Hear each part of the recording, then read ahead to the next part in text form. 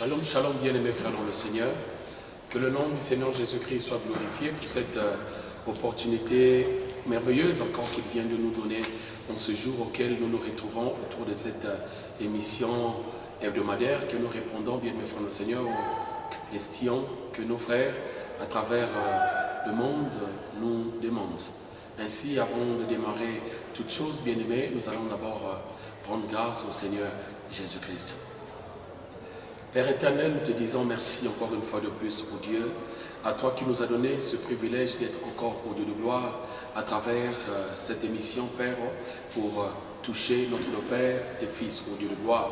Nous bénissons ta grâce, au Père, voilà pourquoi nous recommandons tout en tes saintes et divines mains, que ton nom seul soit glorifié et que Père au roi, que tout ici, Père, ne soit que par toi et pour toi, par le nom de notre Seigneur Jésus-Christ. Ainsi nous avons prié. Amen.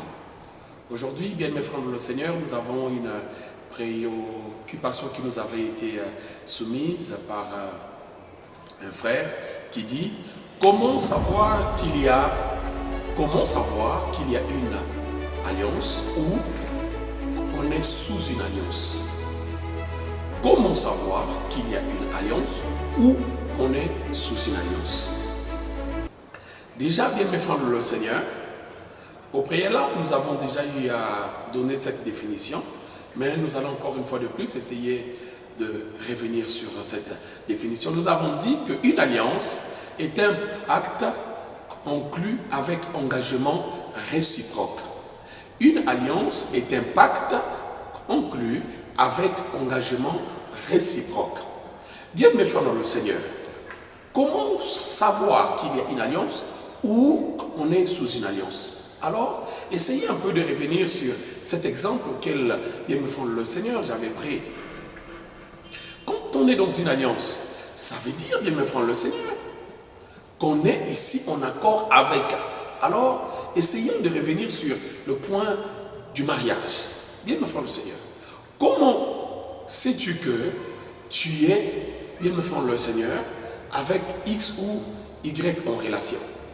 C'est quand chacun de vous, par la grâce du Seigneur, bien que tu sois seul, mais tu sais que je ne suis pas seul. Voyez-vous, un homme ou une femme qui sait qu'il est en relation, et quand il y a une relation, il y a une alliance. Quand il y a mariage, il y a une alliance. Et quand tu sais que tu es marié, bien me frère le Seigneur, partout où tu marches, ça veut dire que tu te mets des réserves.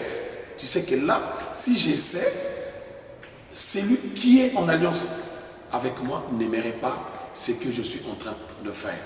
Parce que au cours d'une alliance, il y a des clauses. Ces clauses-là, auxquelles chacun de vous doit respecter.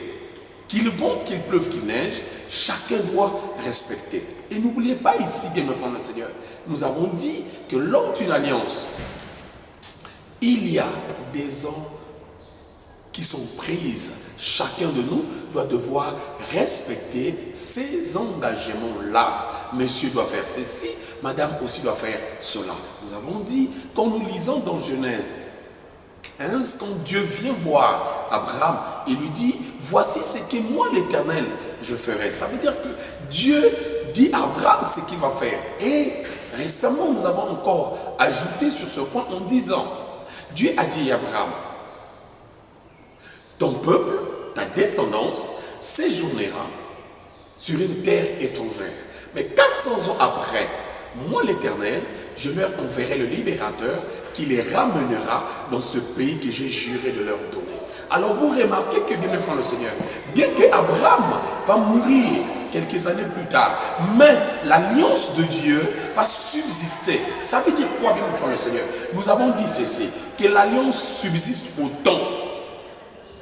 Il te suffit tout simplement par la grâce de Dieu de remarquer quand tu es là, quand tu essaies d'avancer et que tu sembles faire certaines choses, mais dans ces choses auxquelles tu es en train de faire, tu remarques que c'est comme si il y a des forces contraires, soit qui te font avancer ou d'autres qui te font reculer. À cet instant, il te suffit tout simplement, bien de faire le Seigneur, de t'arrêter et d'essayer d'observer ton environnement. Qu'est-ce qui se passe tout autour de moi? Qu'est-ce qu'il y a tout autour de moi? Et nous avons dit, bien mes frères le Seigneur, que les témoins des alliances sont des esprits. Or, les esprits, bien me frères, le Seigneur, à l'œil nu, nous ne les voyons pas. À l'œil nu, nous ne voyons pas les esprits. Il faut monter dans une certaine dimension donnée afin de devoir être en contact, bien me frère, le Seigneur, ces esprits. Ça veut dire qu'on peut l'ignorer, mais les esprits ne les ignoreront jamais. Ils resteront toujours là, en train de veiller, parce que lorsqu'il y a des alliances, les alliances font appel à des vœux. Les vœux aussi emmèneront à des autels. Et nous avons dit, bien me frère, le Seigneur, un autel conditionne les présents et les absents. Ce n'est pas parce que tu n'as pas été là que cet autel ne te regarde pas. Non. Abraham va rencontrer l'Éternel sous, bien me frère, le Seigneur, l'onction de sacrificateur où il est Melchizedek. Mais regardez ce qu'Abraham va faire. La Bible déclare qu'Abraham paya la dîme de tout ce qu'il avait. Et non seulement sa dîme à lui, il va aussi payer la dîme de Lévi. N'oubliez pas que Lévi n'est pas né d'Abraham. Lévi viendra naître de Jacob. Or, Jacob est né d'Isaac. Isaac est né d'Abraham. Vous voyez bien, mes frères, le Seigneur, que la chose va suivre, bien, mes frères, le Seigneur, une certaine lignée donnée. Lévi n'était même pas encore né, mais Abraham paya la dîme de Lévi. Ce qui va faire que quand Lévi naîtra et que l'Éternel va donner l'héritage de la descendance de Jacob, Lévi n'aura pas d'héritage. Pourquoi? Parce que l'héritage de Lévi était entre les mains de l'Éternel à cause de ce que son grand-père Abraham avait fait en payant sa dîme quand celui-ci n'était pas encore né. Nous voyons là, bien me frère, le Seigneur, qu'il te suffit tout simplement d'observer ton environnement, de regarder, bien me frère, le Seigneur, comment est-ce que les choses se passent tout autour de toi, afin de devoir ici, par la grâce, Seigneur, voir qui suis-je, où suis-je, dans quelle direction suis-je en train de partir. Quels sont les éléments, les événements qui influencent mon existence. Et par là, tu rentreras, bien me frère, le Seigneur, en connaissance du milieu dans lequel tu es. Et la Bible déclare, mon peuple périt faute de connaissance. Nous avons dit ceci, que Dieu n'a jamais traité avec les hommes sans alliance. Ça veut dire que la vie d'un homme est conditionnée par les alliances qui sont tout autour de toi. Si c'est une alliance négative ou c'est une alliance positive. Regardez, quand Dieu parle, par exemple, de son peuple. Ici, je parle d'Israël physique. Il dit, tout lieu où foulera la plante de vos pieds, je vous le donne en possession. Tout lieu où foulera la plante de vos pieds, je vous le donne en possession. Alors, regardez, à travers le monde, partout où les Juifs ont mis pied, vous ne voyez pas, les Juifs ont toujours été le peuple le plus riche. Pourquoi? Parce qu'il y a une alliance qui conditionne partout où ils vont. Il y a une alliance qui les suit partout où ils sont. Si on peut faire, bien me frère, le Seigneur, regardez un peu lors de la Deuxième Guerre mondiale, qu'est-ce qui s'est passé? Hitler est arrivé, il a remarqué que l'économie de l'Allemagne était entre les mains des Juifs. Il s'est dit non, comment les Juifs peuvent-ils détenir l'économie de notre pays? À cet effet, il s'est mis en tête une manière de pouvoir boycotter tout ce qui était juif. Mais cela, bien me frère, le Seigneur, était à cause de quoi? À cause de l'alliance qui était autour d'eux. Aujourd'hui encore, allons-y aux États-Unis. Vous remarquerez, bien me frère, le Seigneur, le plus grand lobby des États-Unis, c'est le lobby juif, la NRA. Vous voyez-vous? Ce sont des Juifs. Mais pourquoi? Et pourtant, ils sont aux États-Unis. Mais pourquoi les Juifs sont très riches? Pourquoi? Bien me frère, le Seigneur, à cause de l'alliance qu'il y a autour d'eux. Il est écrit, partout où foulera la plante de vos pieds, je vous le donne en possession. Donc là-dessus, bien me frère, le Seigneur, vous devez savoir que l'homme est le seul être capable de vivre en avance ou en retard de son temps à cause des alliances qui sont tout autour de lui. Parce que si tu ne maîtrises pas, tu ne sais pas quelles sont les alliances qui minent ta vie, quelles sont les alliances qui sont tout autour de toi, bien me frère, le Seigneur, tu peux avoir tout ce qu'il faut, mais en réalité, tu n'avanceras pas. Parce que il y a des choses, bien me frère, le Seigneur, qui sont là. Regardez, Aujourd'hui, nous sommes là, bien frères le Seigneur. La lumière, nous la voyons. Mais pourtant, il y a une partie de la lumière que nous ne voyons pas. Il faut aller à un autre niveau pour voir cette partie de la lumière. Ça veut dire qu'il y a des choses, il faut prendre de la hauteur. Si tu ne prends pas de la hauteur, mon bien frère le Seigneur, il y a des choses que tu ne comprendras jamais, que tu ne maîtriseras jamais. Souvenez-vous, bien frère le Seigneur, regardez, quand nous sommes sur terre, comment faisons-nous pour voir les nuages? On incline notre tête pour regarder vers le haut.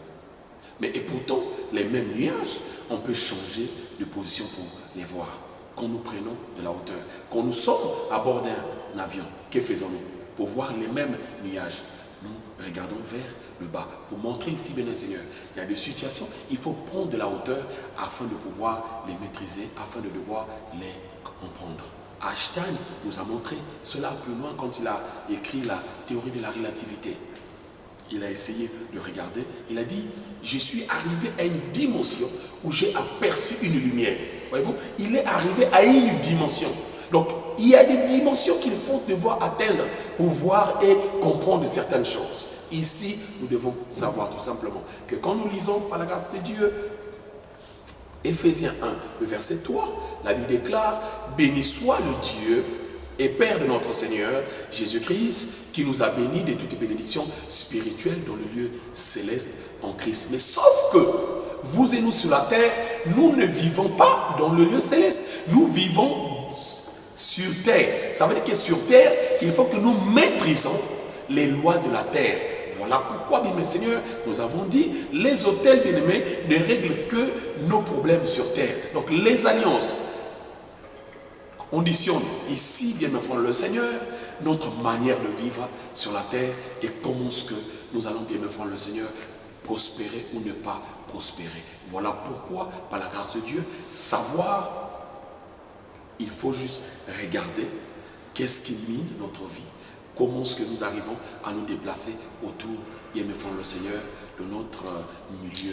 Parce que, frères et sœurs dans le Seigneur, ce que nous sommes aujourd'hui, nous ne sommes pas une production, mais nous sommes une reproduction. Mais alors, si nous sommes une reproduction, c'est qu'au préalable, il y a eu une production, bien mes frères, le Seigneur. Maintenant, comment a été cette production?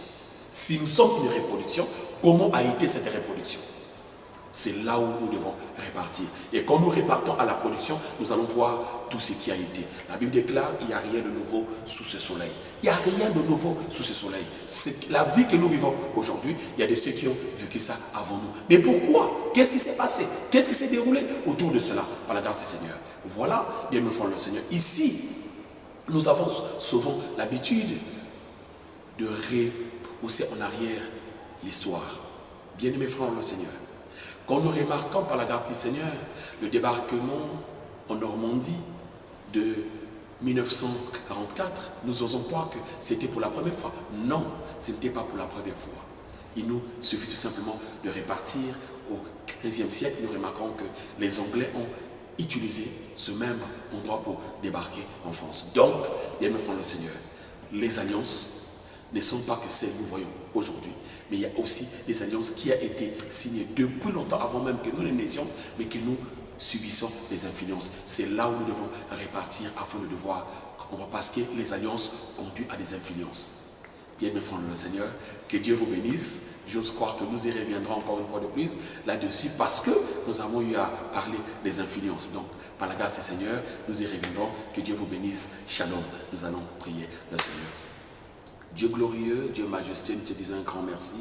Que ton nom soit glorifié, que ta puissance soit exaltée. Nous savons que Père, il y a tes fils qui veulent s'en sortir, mais par eux-mêmes, ils n'y arrivent pas au Dieu de gloire. Car il y a des lois, Seigneur, qui sont tout autour d'eux. Des influences, des alliances familiales qui règnent encore, Père éternel. Mais nous te prions, Père de grâce, car la Bible déclare, l'Esprit de l'Éternel est sur moi, car il m'a oint pour libérer les captifs. Nous te prions, Père, de libérer tes fils qui sont encore sous les juges de lois, des influences des familles, au nom du Seigneur Jésus-Christ. Ainsi nous avons prié. Amen. Shalom.